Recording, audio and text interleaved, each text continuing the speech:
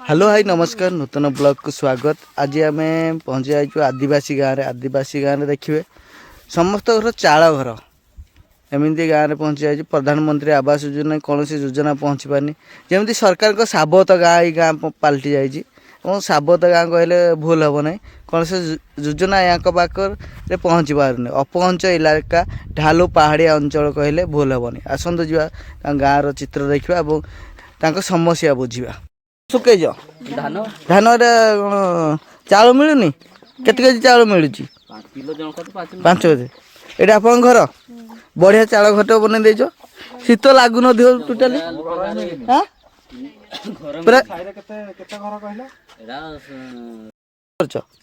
कौटी बिक्री कर हांडिया सब घरे पीओ रेशन कार्ड चाउल हांडिया प्रस्तुति कर दौच आ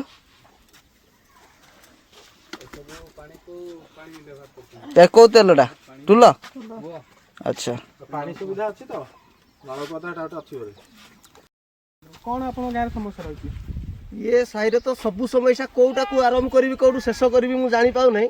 प्राय सबू समस्या रास्ता घाट समस्या रही आमर बिजुली ना खुंट आजक 4-5 वर्ष है पुति देकी पलैले इलेक्ट्रिक कौन सुविधा ना रास्ता घाट सुविधा ना राशन ना घर ना कौ सबू समस्या जमी कही आमको सब एडे जमी बासिंदा मैंने जो अच्छा 15-17 परिवार ये जमी सरकार पाई अनाथ बापा माँ जमी नथिले पिला अनाथ हो जाती सरकार कौन सुविधा ये पहुँची पार नहीं।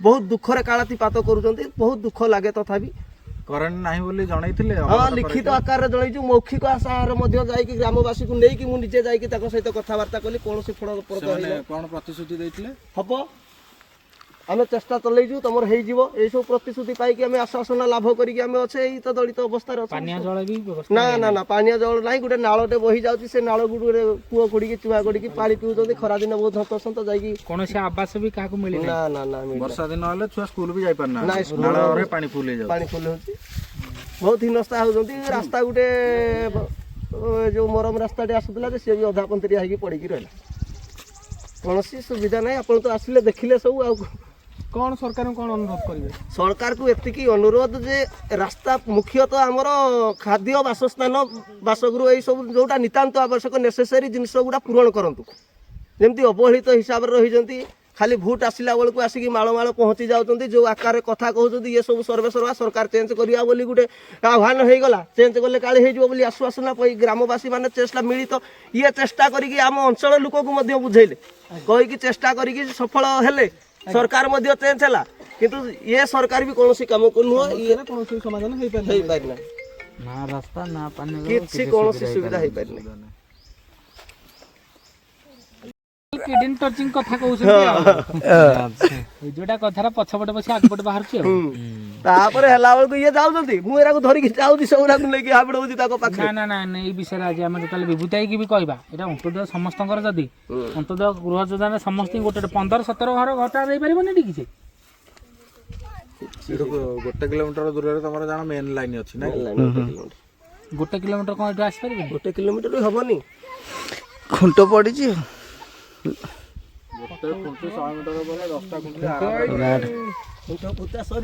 खुंट पोता हाँ सोलर खाली गोटे मझे ये भी खराब कोई पानी दा 2-4टा हम बाल्टी पानी जब सुखई दब पाटा जी लुहा गुंड अच्छी 2-3टा दा बाहर बाड़े देले पीउं ना नाल गोटे चुहाटे खोली दिखाई हेलो निजे सब आम जेसपी सहित कथबार्ता करजे जाकि खोली देलु आम मिसी मुसाई कही कह जो स्कूल जो कम है से जेसी वाला कहलु दियो हैरान होती खोली दियो खंडे खोली देनी से पुता पुरे जाऊँ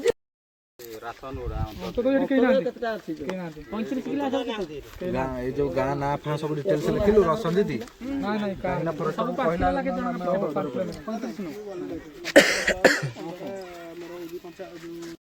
चार बार ट्रेंच खोल दो ना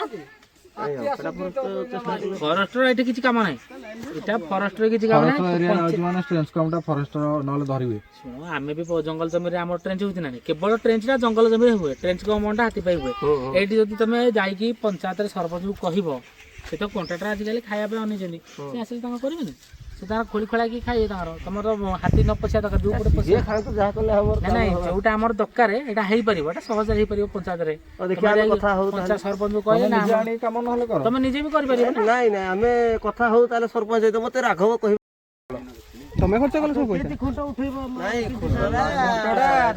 ପାଣିବା ଦାୟିତ୍ୱ ନାହିଁ ୟାଙ୍କର ପୁତିବା ଦାୟିତ୍ୱ ନାହିଁ ୟାଙ୍କର ଭାଇ ସିମ୍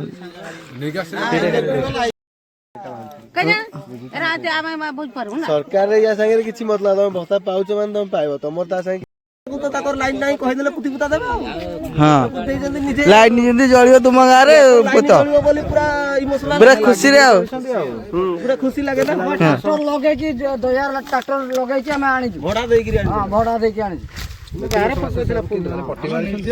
ଏଇ ଭିଡ଼ିଓଟା କଲ ଏଠି ଆରମ୍ଭ କାହାଣୀଟା ଟିକେ କୁହନ୍ତୁ ତା ବ୍ୟବସ୍ଥା କେମିତି କରିପାରିବା ସରକାରଙ୍କୁ ମଧ୍ୟ ପହଞ୍ଚାଇ ପାରିବା ଆମେ ଗୋଟେ ପର୍ସନାଲ ସେବା ସଂଗଠନ ଆମର ବାଜିରାଉତ ସେବା ସଂଗଠନ ବୁଝିଲେ ଆମେ ଆସିଛୁ କମ୍ବଳ ବି ଆପଣମାନଙ୍କୁ ଦେବୁ ଆମ ଇଏରେ କୋ ସରକାର ର ଇଏ ନାହିଁ କିଛି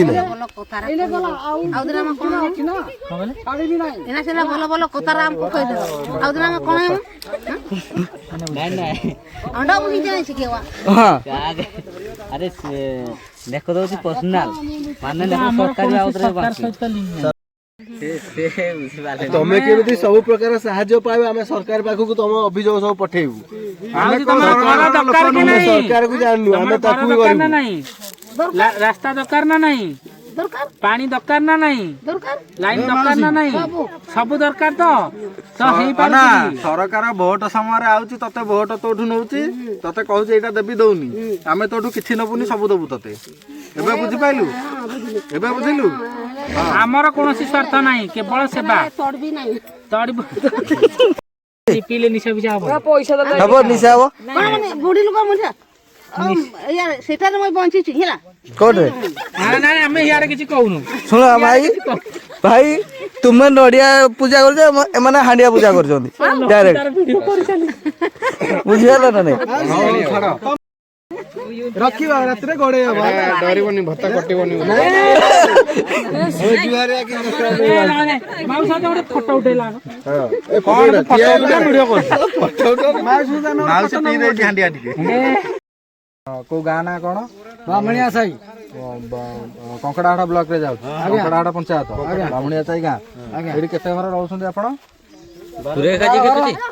12-13 ଘର ରହୁଛନ୍ତି ରାସନ ସୁବିଧା ସମସ୍ତଙ୍କର ଅଛି ହଁ ଅଛି ରାସନ ପାଉଛନ୍ତି ଆଜ୍ଞା ରାସ୍ତା ସୁବିଧା ରାସ୍ତା ସୁବିଧା ତ ନାହିଁ ଲାଇନ କିଛି ନାହିଁ ଲାଇନ ତ କିଛି ଦଉନାହାନ୍ତି ଇଲେକ୍ଟ୍ରିକ ବି ନାହିଁ ନାହିଁ କିଛି କେହି ବି ଆମେ ଇଲେକ୍ଟ୍ରିକ ନିଜେ ଆଣିଛୁ ଖୁଣ୍ଟି ପୋତିକି ଆମେ ନିଜେ ଭଡା ଦେଇକି ଆଣିଛୁ ଖୁଣ୍ଟ ଏଇ ଇଲେକ୍ଟ୍ରିକ ବାଲା ପଇସା ଖର୍ଚ୍ଚ କରିବା କଥା ତମେ ଖର୍ଚ୍ଚ ଆମେ ଖର୍ଚ୍ଚ କରିକି ଆଣିଛୁ ନିଜେ ଧରିକି ସ୍କୁଲ ଠୁ ଆଣିଛୁ ଆମେ ସ୍କୁଲ ଠୁ ନିଜେ ଧରିକି ଆଇଛ କେତେ ବର୍ଷ ହେଲାଣି ଖୁଣ୍ଟି ପୋତା ହେଲାଣି 3 ବର୍ଷ 3 ବର୍ଷ ହେଲାଣି ଖୁଣ୍ଟି ପୋତା ହେଲାଣି କିନ୍ତୁ କରେଣ୍ଟ ଆସିନି ଗାଁ କିଛି ନାହିଁ ପର୍ଯ୍ୟନ୍ତ ପ୍ରଶାସନ ବି ଆପଣଙ୍କ କତିରେ ପହଞ୍ଚିନି ନାଇଁ ପ୍ରଶାସନକୁ ଅବଗତି କରାଇଥିଲେ ଆଜ୍ଞା ଜଣା ହେଇଛି ତଥାପି କିଛି ଲିଖିତ ଆକାରରେ ବି ଦିଆହେଇଛି ତଥାପି କିଛି ପ୍ରଶାସନ ବି ଆପଣଙ୍କର ବୁଝିନି ନାଇଁ ଆଚ୍ଛା ହଉ ଠିକ ଅଛି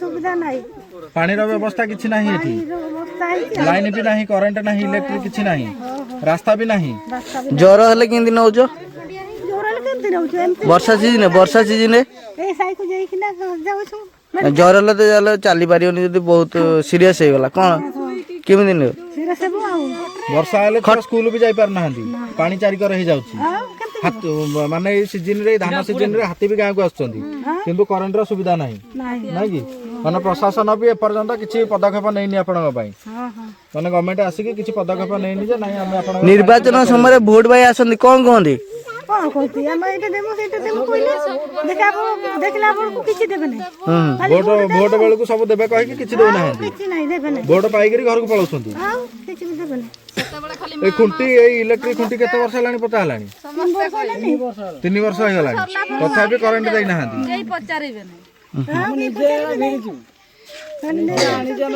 किछि देबे नै ରାତିରେ କେମିତି रात रे एमती रहउछु आ कोन करू ଅନ୍ଧାର ରହୁଛ अंधारे ସେ ସୋଲାର ଲାଇଟ୍ ବି ଆଉ ଚାଲୁନି ସେ ଖରାପ ହେଇକି ପଡିଛି। ରାତିରେ ବନ୍ୟଜନ୍ତୁ କଣ କଣ ଆସୁଛନ୍ତି? ହାତୀ, ଭାଲୁ, ବାରା ଆସୁଛନ୍ତି। ସୋଲଟାକୁ ବିଟା କରିଦବ। ଭାଇ ମେଣ୍ଟି ଦେଇକି ଯିବା ଆମେ ସେଠି ଗାଁ ଲାଷ୍ଟ ଗୋଟେ ଭିଡ଼ିଓ ବନେଇକି ଯିବା ହେଲା। ପାଣ୍ଠି ବାଜିରାଉତ ସେବା ସଂଗଠନ ତରଫରୁ ଆସିଛନ୍ତି।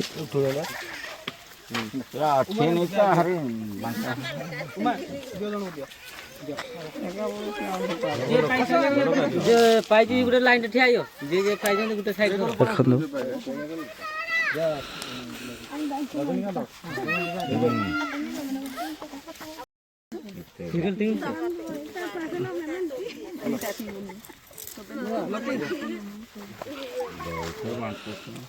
ଆଉ ସବୁ ମାକେ ପରରେ ଏଟା ଧରିକି ନାଚିବ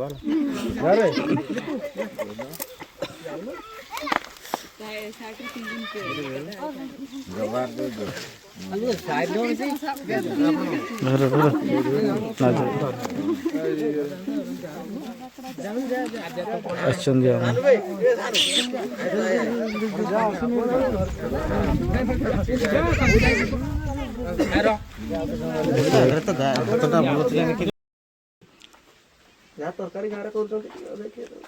ବାପା କେତେ ବର୍ଷ ହେଲାଣି ମରିଲେଣି? 2 ବର୍ଷ ନା 3 ବର୍ଷ? 5 ବର୍ଷ ହେଲା। 5 ବର୍ଷ ହେଲାଣି। 5 ବର୍ଷ ହେଲାଣି ଏମିତି ଏଇ ଲୁଣ ଭାତ ଲଗେଇ ଖାଇକି ଚଳୁଛୁ? ହଁ ହଁ। କେବେ ଗଲେ? ଲୋକ ସାଙ୍ଗରେ ଗଲା କୁଆଡେ ଗଲା ବର୍ଷ? ଲୋକ ସାଙ୍ଗରେ ଗଲା ଯାଇଥିଲେ କାମ କରିବା ପାଇଁ, ହୁଁ ହୁଁ। ସେଇଠୁ ଏପଟେ ତାଙ୍କର ସବୁ ସେଟିଂ କରିକି ସେ ତାର ପାର ଏ କାମ ସବୁ ଘର କାମ କରୁଛୁ? ସଇଲେ ତୁ କଣ କରିବୁ ପୁଣି କେମିତି ଖାଇବୁ? କଣ କହୁଛୁ ତ ପାଳି ଧାନ ଲଗେଇଥିଲା ଯେ ହେଲାନି ବୋଲି। ହଁ ସାର୍ କରିଥିଲା ଯେ ସେ କରିଥିଲା ଗାଁ ଲୋକ ବି ସାହାଯ୍ୟ ସାହାଯ୍ୟ କରିକି କରିଥିଲେ। ଦୈବୀ ଯେତେବେଳେ ଝଡ଼ ଦିଏ 3 ଜଣ। 3 ଜଣ। 1 2 3 ବାପା କେତେ ବର୍ଷ ହେଲାଣି ଚାଲିଗଲେଣି? 5 ବର୍ଷ ହେଲାଣି। ମା ବି ନାହାନ୍ତି। ଚଳୁଛ କେମିତି, ଖାଉଛ କେମିତି? ଏଇ ଗାଁ ଲୋକ ଯାହା ଯେମିତି କହୁଥିଲା କଣ ପାଳି ଧାନ କରିଥିଲା ଯେ ଧାନ ତାର ହେଲାନି। ପୁରୁଣା ଚାଉଳ ଯାହା ଅଛି ସେତିକିରେ ଚଳେଇଛ। କଣ ଲଗେଇ ଖାଉଛୁ? ଭାତ, ଖାଲି ଭାତ ଖାଉଛୁ? ଯେତେବେଳେ ସାଇ ଲୋକ ଯାହା ଦେଲେ ନହେଲେ ନାହିଁ ଖାଲି ଭାତ ଗୁଡା ଖାଉଛୁ। ସ୍କୁଲରେ ଖାଇବା ପିଇବା ଦଉଛନ୍ତି?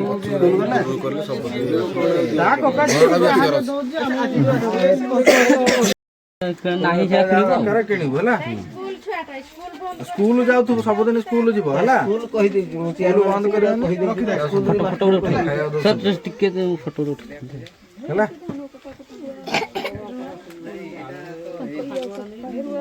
ଆଉ ଆମ ନମ୍ବରଟା ଗୋଟେ କାଗଜ ଟେ ଲେଖି ଦେଇଥିବ, ଯଦି କିଛି ସୁବିଧା ଅସୁବିଧା ହେଲା ଆମକୁ ଫୋନ କରିକି ଜଣେଇବ ହେଲା।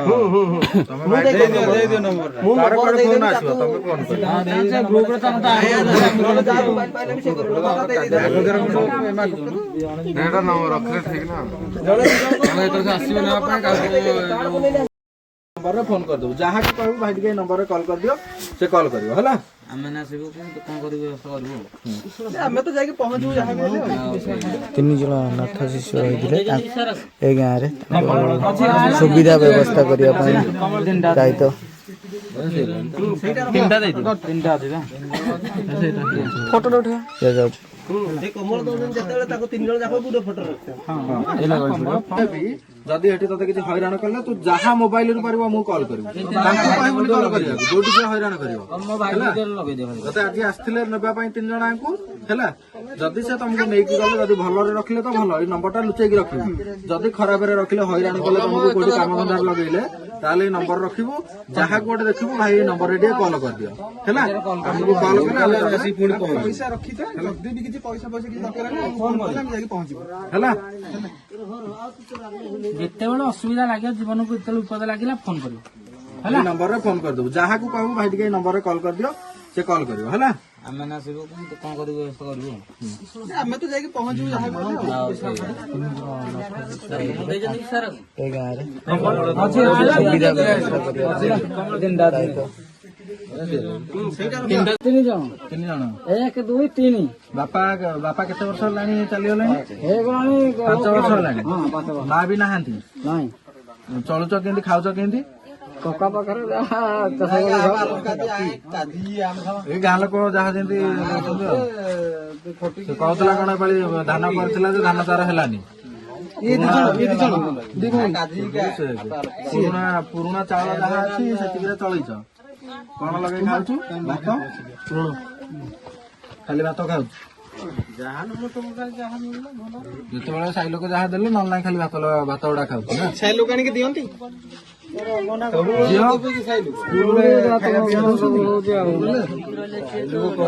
କକା ଛିଟି ଯାହା ଦଉଛି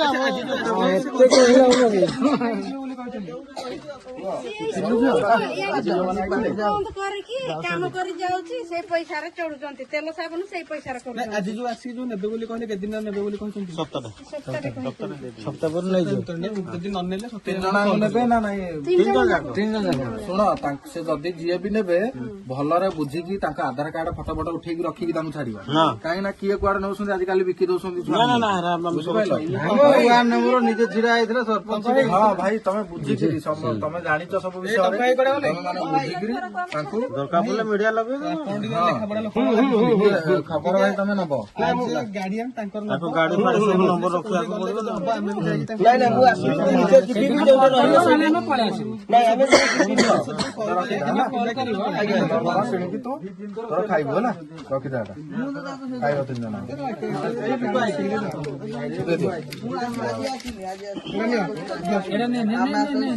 ରଖ ରଖ ରଖ, ଖର୍ଚ୍ଚ କରିବୁ, ରଖ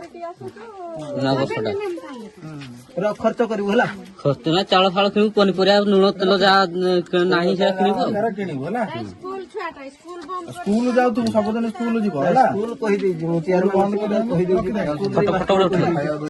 ସ୍ୱାଧୀନତାର ବିତିଗଲାଣି 78 ବର୍ଷ, କିନ୍ତୁ ଆଜି ବି ଗାଁରେ ନାହିଁ ମୌଳିକ ସୁବିଧା। ନା ଅଛି ଗାଁକୁ ପାନୀୟ ଜଳର ସୁବିଧା, ନା ଅଛି ରାସ୍ତା, ନା ଅଛି ବିଦ୍ୟୁତ ସୁବିଧା।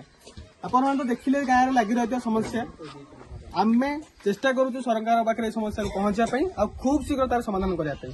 ଆପଣମାନଙ୍କ ସହଯୋଗ ସାହାଯ୍ୟ ଆମମାନଙ୍କୁ ନିହାତି ଦରକାର, ଆମମାନଙ୍କୁ ଆଗକୁ ଯିବା ପାଇଁ। ରହୁଛି, ଧନ୍ୟବାଦ।